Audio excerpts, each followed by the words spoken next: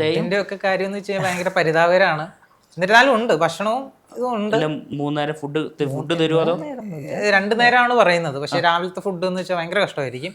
രാത്രി ആകുമ്പോൾ അത്യാവശ്യം കുഴപ്പമില്ലാതെ കഴിക്കാൻ എങ്ങനെയെങ്കിലും ഒക്കെ മുട്ടിച്ച് പോകാൻ പറ്റുന്ന ഈ താമസം എങ്ങനെയാ? അതും ഭയങ്കര 5, 10, 15 പേരൊക്കെ ഒരു ബംഗാളികള് ജീവിക്കില്ലേ ഇത്ര പോലെ ഒരു റൂമായിരിക്കും. അതിൽ ഒരു 10, 15 പേരൊക്കെ ഒരുമിച്ച് ഇതുപോലെ ഒരു റൂമിനകത്ത് നമ്മൾ 10-15 പേര് കിടക്കണം. ഞങ്ങളുടെ അവിടുത്താണെങ്കിൽ കാസർഗോഡത്താണ് ഭയങ്കര പരിതാപകരമായിരുന്നു. ഈ ചേരപ്പാമ്പ് കണക്ക് തേളൊക്കെ ബെഡിന്റെ അടിയിൽ നിന്ന് എപ്പോഴും കിട്ടുമായിരുന്നു. ഇത് കട്ടിലില്ല, ബെഡ് മാത്രമായിട്ട് ഷീറ്റ് വിരിച്ചിട്ട് കിടക്കണതാണ്.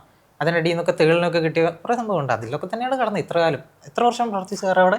ഒരുപാട്. ഇപ്പോഴും അവിടെ തന്നെ ആയിരുന്നു. ഈ അസിസ്റ്റന്റ് മാനേജേഴ്സിനും ഇതാണ് അവസ്ഥ. ഞങ്ങൾ ഇത് തന്നെ അവസ്ഥ.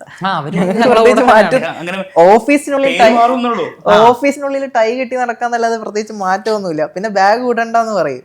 എന്നാലും ഒരു കോമഡി എന്താന്ന് വെച്ചാൽ പുതിയ പിള്ളേർ വരുമ്പോൾ അവരെ ബിസിനസ് പഠിപ്പിക്കാൻ നമ്മൾ പോയി കിടന്ന് പിച്ച് ചെയ്യണം. ഓരോ വീട്ടിലും ചെന്ന് ചേച്ചി ചേട്ടാ പ്രൊഡക്റ്റ് എടുക്കുമോ, ഇതൊക്കെ തന്നെ നമ്മുടെ പരിപാടി.